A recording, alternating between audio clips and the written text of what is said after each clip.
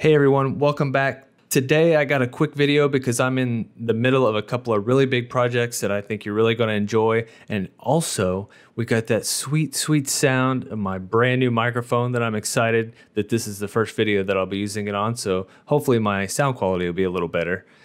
My daughter wanted to make a clock for her room, so I thought, hey, that should be a pretty easy project and some people might enjoy this because it's going to be colorful. She loves to do things with epoxy, so I said, yep, let's do it. So we took a weekend and we went and made ourselves a clock.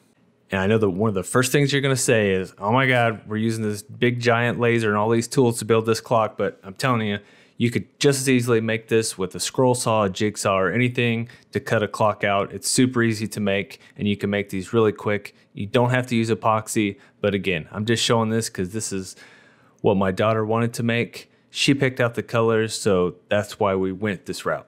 I definitely made a couple of design changes in this project right in the middle because the numbers weren't working out quite like I wanted them to, but in the end it worked out good and the numbers turned out great.